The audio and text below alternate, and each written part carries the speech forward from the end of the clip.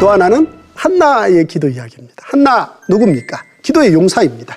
그런데 이 한나를 보면 마음이 괴로워서요, 통곡했다는 겁니다. 어떻습니까? 우리가 살면서요, 어린아이 때는 그저 참지 못하고 소리내서 우는 경우가 있을 수 있겠습니다만은, 나이가 들어서 어른이 되었을 경우 눈에서 눈물이 고인다 할지라도 그걸 소리까지 내기는 쉽지 않습니다. 그런데 괴로워서요, 통곡할 정도였다. 이건 정말 너무너무 마음이 아팠다는 겁니다. 자, 그러면 이런 상황에 처해지게 되면 해결할 수 있는 방법이 기도하는 방법입니다. 무슨 얘기겠습니까? 한나는 기도하는 방법을 선택한 거죠. 그리고 이제 기도하기 시작하는데요.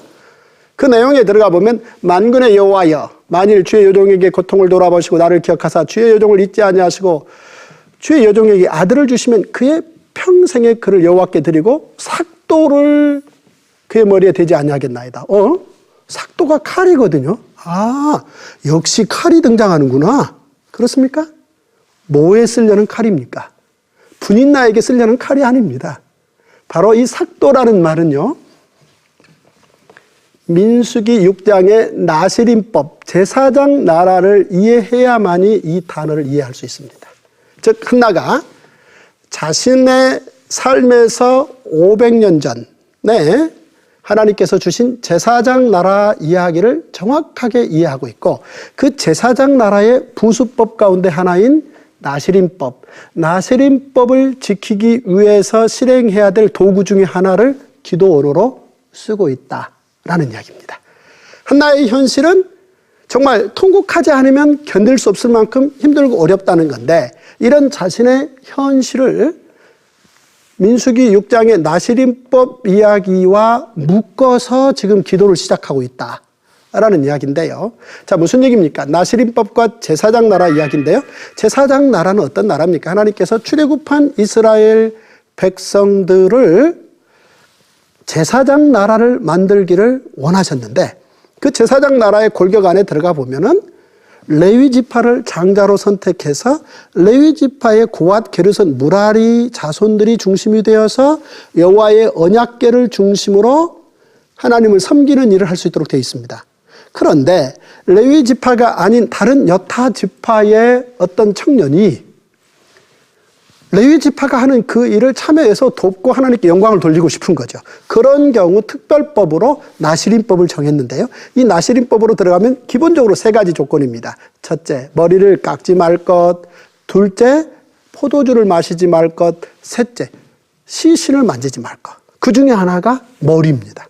따라서 한나라는 여인은 민수기에 기록된 나시림법을 너무나 정확하게 알고 있었고, 따라서 아들을 주시면 이 아들을 내 시신을 만지지 않고 오직 하나님께 영광을 위해서 바칠 수 있도록 제사장 나라의 법대로 갈 수 있도록 키워보겠습니다 라는 소망이 하나 있고, 또 하나는요, 사실 그 이전으로 거슬러 올라가 보면은 아브라함과 사라 이야기에 이삭 태어난 이야기인데요, 사라의 처지와 자기 형편과 비슷한 사실을 누구보다도 잘 알고 있다는 거죠. 즉, 한나는 자기 이전 약 한 900년 전, 1000년 전 가까이 전에 살았던 아브라함과 이삭의 기록, 이 안에 사라가 있지 않습니까? 이 기록을 정확하게 한나는 알고 있었고, 이 기록을 가지고 이 두 기록을 묵상하고 묶어서 자기 현실을 가지고 기도했다라는 사실입니다. 즉, 한나는 1000년 전의 사라 이야기와 500년 전에 제사장 나라의 나시림법을 묶어서 지금 아들 구하기를 했다. 무슨 얘기입니까? 분인나가 수많은 아들들을 가지고 자기를 환하게 했지 않습니까? 그런데 사실 한나는 그 정도 아들이 아니고 진실로 제사장 나라에 꼭 필요한 아들을 만들고 싶다, 이런 소망을 가졌다는 거고요. 이게 기도로 응답되었고 사무엘이 태어났다는 얘기 아니겠습니까?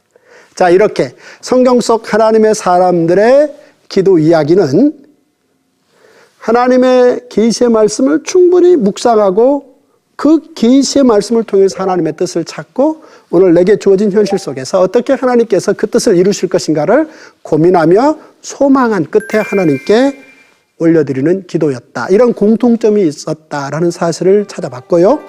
다음 시간에도 이어서 이제 신약 성경의 기도 이야기는 어떻게 하나님의 사람들을 통해서 기록되어 나오는가를 계속 살펴보겠습니다. 여기까지입니다. 감사합니다.